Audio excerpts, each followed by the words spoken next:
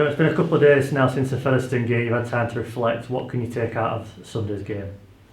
Well, I thought, first of all, for the fans, it was a very entertaining game. But for me personally, I was really disappointed in the 20 minutes after half-time. So that's one area that we've got to investigate, because in that time, Featherstone scored 20 unanswered points, and that really was the period that clinched the game for them. And then the other one that's concerning me is our online defence.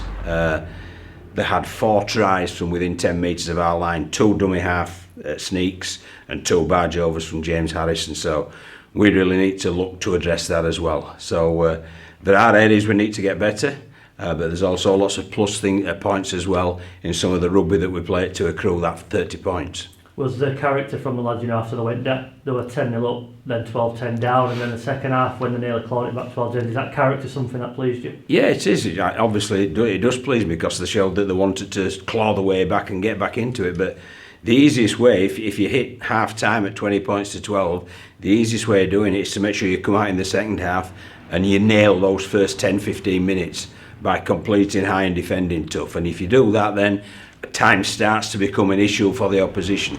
But what happened was, it was quite the reverse. We let them score and time became the issue then for us.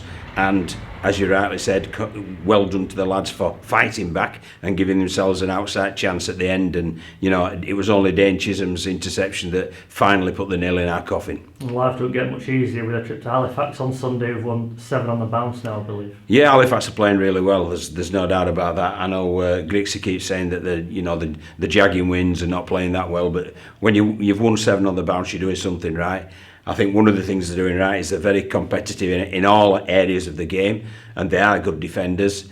And obviously with people like Scott Griggs pulling the strings and young Harris, the other halfback, they're looking very, very accomplished indeed. So, we've got a tough old game in a good old-fashioned West Yorkshire derby. I think the 3rd best defence in the competition, so that improvement on your online defence you just spoke about will need to be addressed for this weekend. It will, yes, very much so. And as you rightly say, look, we've got lots to improve upon, and that's good in a way, but also it doesn't get you victories. So that improvement needs to come sooner rather than later. And as you mentioned, it's a derby day. Halifax will be right up for it, looking to ambush the Bradford Bulls in a typical fiery West Yorkshire derby, so it'll need to be right on the throttle from minute 1 until minute 80. Yeah, well, if it isn't, we'll get our backside spanked. There's no doubt about that, because I know the players at Halifax like playing against Bradford. They like this. It's like it's like the underdog always coming up against the big city slickers, so they love that.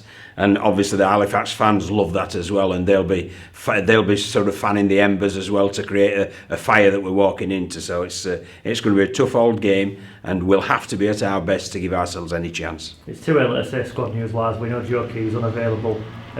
Thomas Doyle, Aaron Murphy, are they potentially in contention? Yeah, they are in contention, and they've trained. They've come through the training without any problem at all this week, so they're definitely in contention. But we have others who've got bumps and bruises, as any club has at this point in time.